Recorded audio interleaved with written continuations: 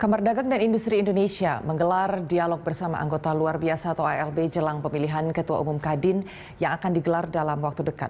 Sejumlah asosiasi yang hadir menyampaikan aspirasi cenderung menjagokan Anindya Bakri sebagai calon kuat Ketua Umum Kadin Indonesia. Setidaknya 17 asosiasi pengusaha hadir dan menyampaikan aspirasi dalam dialog yang digelar Kadin Indonesia. Aspirasi yang ditampung nantinya akan dibahas saat Musyawarah Nasional Kadin Indonesia digelar. Dalam dialog itu sejumlah asosiasi menjagokan Anindya Bakri untuk maju sebagai Ketua Umum Kadin Indonesia.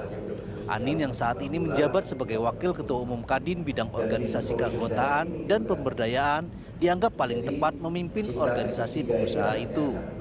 Kami berharap para calon Ketua Umum Kadin ke depan, baik Mas Anin yang saya kenal semenjak beberapa tahun yang lalu, bisa membawa Kadin ke depan ini dan bisa merangkul asosiasi yang ada di bawahnya termasuk Gapasdap dan sekaligus mencarikan jalan keluar terbaik karena saya tahu Kadin ini punya komunikasi yang sangat baik dengan pemerintah. Antara asosiasi, Kadin dan pemerintah itu perannya itu banyak yang tumpang tindih. Nah, kita berharap pada kepengurusan yang akan datang ini itu bisa diperjelas ya. Jadi masing-masing mempunyai peran sendiri sehingga terjadi sinergitas di sana itu.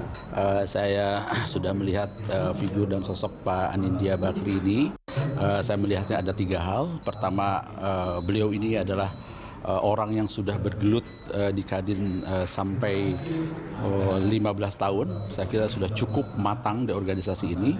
Yang kedua, beliau mempunyai visi bisnis dan tentu saja bisnis yang sudah berjalan yang akan menjadi panutan bagi para pebisnis lain. Anindya Bakri mantap maju sebagai calon Ketua Umum Kadin, membawa misi melibatkan Kadin dalam memajukan perekonomian Indonesia dan membantu pemerintah melaksanakan pemulihan ekonomi nasional akibat pandemi COVID-19. Ada 3 hal. Yang pertama, bagaimana Kadin itu bisa memajukan perekonomian Indonesia, tapi bukan saja maju, tapi maju bersama-sama.